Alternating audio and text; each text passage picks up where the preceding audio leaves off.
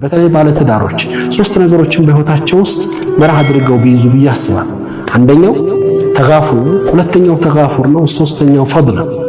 እነዚህ ሶስት ነገሮች በምንኖርበት ሀያቶች ውስጥ ሌሎች ጋር እሽራ ያብሮ መኖርን በምናስበት ጊዜዎች ውስጥ ውጤታማ ሆነን እንድናልፍ ከሚያደርጉን ጉዳያቸው የመጀመሪያው ተጋፉር ነው። ተጋፉር ማለት መተው፣ መርሳት፣ ነገራቶችን ማለፍ። ብዙ ጊዜ የምንቸገረው እያንዳንዱ ነገር ላይ ፍጥጫ ውስጥ የምንገባበት እያንዳንዱ ጉዳይ ለጠመንስ የሚሆንበት ነው። አንዱ መተውን በመዘንጋቱ ወንዱ ከሴቷ ጋር መተው ባለመቻሉ ሴቷ ወንዱን የሚያደርጋቸውን ነገሮች ሁሉ በመከታተልና በማየት ሁሉን ነገር ላይ በመቆሟ የሚፈጠር ተጋፉል ይጠፋና መተው ማለፊት ይጠፋና ሁሉም ነገራቶች ለመጣያ ለችግር ምክንያቶች ይሆናሉ። ተጋፉል በህይወታችን ውስጥ ስኬት እንዲኖር ትዳራችን እንዲጠበቅ ከሚያደርጉ አንዱና ወሳኝ ነገር ነው። ሁለተኛው ተጋፉር ይቅር ማለት አላህ ይቅር ባዮችን ይወዳልና ይቅር በሉ ነው። ማለፍ፣ መተው፣ መርሳት አንዳንድ ጊዜም ከዛም አልፈን ደግሞ የጠፉ ጥፋቶችን ይቅር ማለት።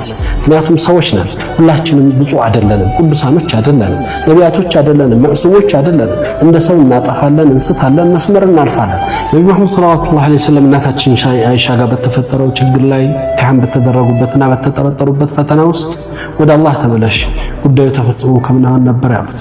ችግሮች አይኖሩም ማለት አይደለም፣ ሊፈጠሩ ይችላሉ። እንደ ሰውነታችን ይከሰታል። ይቅር ማለትን መልመዳችን ብዙ ነገሮችን ያክማል። እነዚህ ይቅርታዎች የተሰበሩ ልቦችን ይጠግናሉ። በሶስተኛ ደረጃ ፈድል ወላ ተንሰው الفضل بينكم من القرآن ላይ በህይወታችን ውስጥ ስንኗኗር አንዱ ለሌላው ያለው መልካም ነገር አለ። በህይወት ውስጥ አንዱ ለሌላው ያበረከተው የሰጠው ማንነት አለ። ያንን ማንነት መርሳት መቻል ነው ዋጋ የሚያስከፍል። መልካም ነገሮችን ሁሉ ጊዜ እናስባቸው። ብዙ ነገሮችን ይሸፍናሉ፣ ብዙ ነገሮችን ያክማሉ። ብዙ መልካም ነገሮች በህይወታችን ትንሽ ስህተቶችን ቆጥረን ነው ብዙ እየተጎዳን ያለነው። ትንሽ መልካም ነገሮች እንኳን ነው ያቺ መልካም ነገር ብዙ ጥፋቶችን ልታክም፣ ብዙ ጥፋቶችን ልታስተካክል፣ ለጠፋው ጥፋት ይቅር ልታስብል የምትችልበት እድል እንዳላት ሰፊ ነገር እንዳላት ማሳያ ነውና እነዚህ ሶስት ነገሮች ፈድለን አላህ ለሰዎች መልካም ነገርን ማስተዋወስ፣ ሁለተኛ ተጋፉር ይቅር ማለትንና ምህረት ማድረግን፣ በሶስተኛ ደረጃ ተጋፉል መተውንና ማለፍን ካለመድን የትዳር ሀያታችን አንዱ ከሚጠበቅባቸው ወሳኝ ጉዳዮች ውስጥ ስለሆነ እነዚህን በህይወታችን ውስጥ ብንተገብራቸው ብዙ የሚበላሹ ነገሮችን ያስተካክላሉ፣ ለብዙዎቻችን መፍትሄ ይሆናሉ ብዬ አስባለሁ። አላህ ሱብሓነሁ ወተዓላ የተሰጣቸውን ኒዕማና ጸጋ በአግባብ ከሚጠብቁት ሰዎች አላህ ያደርገን።